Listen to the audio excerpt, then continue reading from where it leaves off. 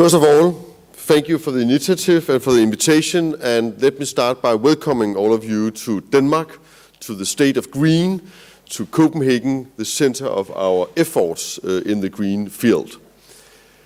And then let me just jump to the conclusion, which I will try to give to you over the next 10-15 minutes. I am, and Denmark is, deeply convinced that the ports of the world, not least in Europe, will play an increasing role in the whole transition of the global economy, and there is room for increasing efforts from your side in taking responsibility in order to create an extensive and sustainable growth in the ports of Europe and the rest of the world. And there are three reasons for this. One is the climate, another is the geopolitical situation in the world, and the third reason is economy. And I will just quickly take you through these three good arguments for you to take responsibility for a sustainable growth. First, let me introduce two figures to you, which are to me the two most vital figures to bear in mind as any decision taker in the world today. The first figure is that in the last 30 years, we took 1 billion people out of poverty and into what you could call a new middle class in the world. 1 billion people who have got their first building, house, their first beef, their first car, a real decent life. That is a fantastic story that we have actually been able to do that. But as we all know, that has also changed a lot of things. It has created a lot of potentials in form of innovation, new technology, and of course better lives.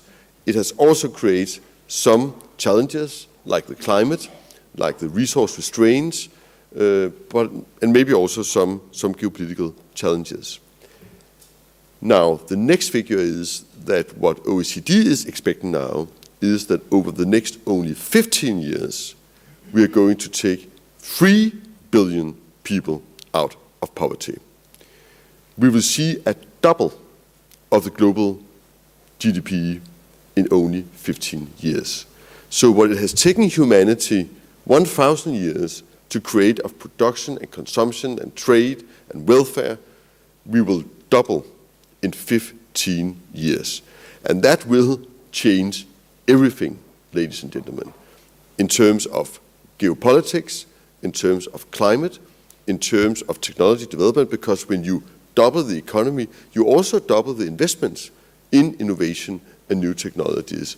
So things will change rapidly.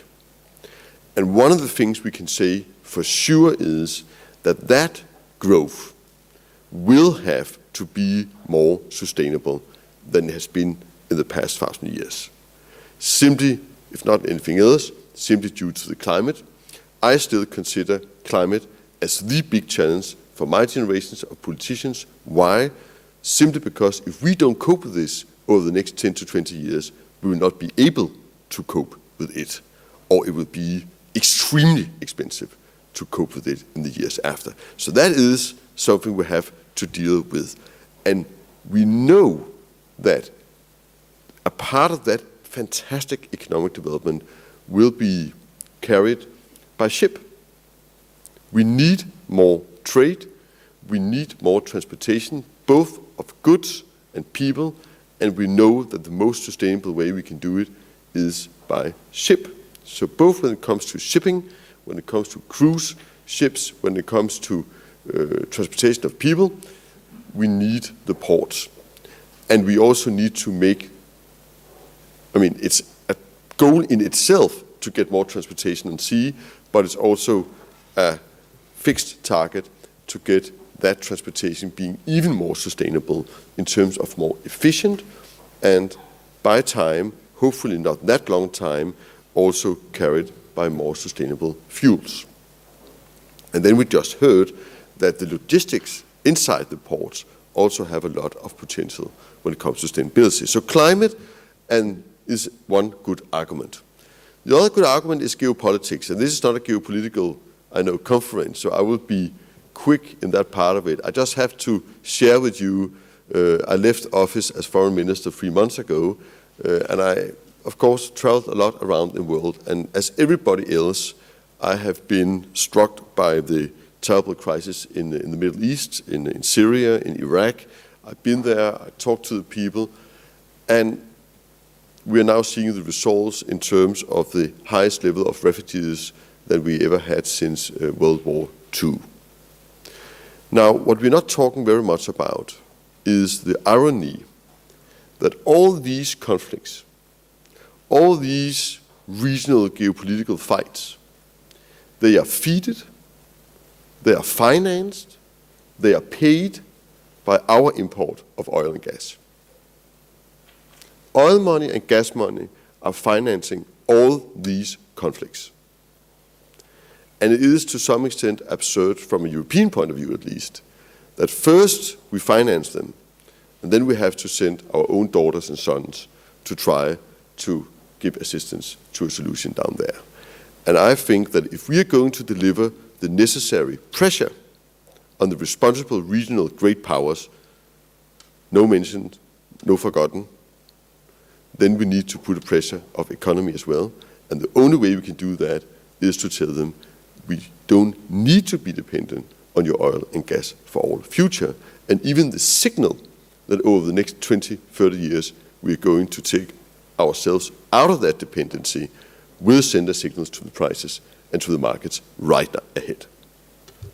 That's another good argument. Now, the first good argument is, of course, economy. Because we know, and that's a lesson we have learned very hard in Denmark, where we have strong political commitments to a green development. If you don't meet the economic requirements, if you don't make the green growth sustainable also in economic terms, then you will not succeed. You need to do it and make it good business. But I also have to tell you that if there is one experience in Denmark, then it is that it is good business to be more efficient and to be more diverse in the way you approach your growth. And you probably know the figures. We had constantly economic growth for the last 30 years in Denmark, but we had a decrease in energy consumption. And that's not only because that we have exported a lot of our production like many other rich countries, it's also because that the industry we have left in Denmark, both in food, in industry, and in transportation, has become much, much more efficient, and that is good business. Secondly, there is, of course, in a world where we will develop so fast and we will be dependent, any one of us, of sustainable growth, there is a real good business case in being the first movers, the role models, and I think that it's obvious that Europe could play a key role in that regard. Everybody will have to change over the next 15 years. When I was traveling out in the new growth economies, I never, ever met a leader who was not asking for a partnership in this field with the Nordic countries, simply because all of them have to make their choice now, their model of society, their ports, their infrastructure, their energy supply, and so forth. And there it does matter if you are first or you're the last one to actually grab that new opportunity. So I hope by these three arguments that I have convinced you that you are playing a key role, because the ports are the center of this whole global development, which is fantastic as I see it. And I do think that hope and potential, they are more important factors and drivers than fear and reluctance over development, not least when it comes to technology innovation. And I hope that you, each of you at home, will take the responsibility and the possibilities of the past and the future and carry all of us into a new world order where more people can live a better life in a more sustainable way. Thank you very much. I wish you a pleasant stay in Copenhagen and a good gala dinner tonight. You're going to be in a wonderful place. Thank you.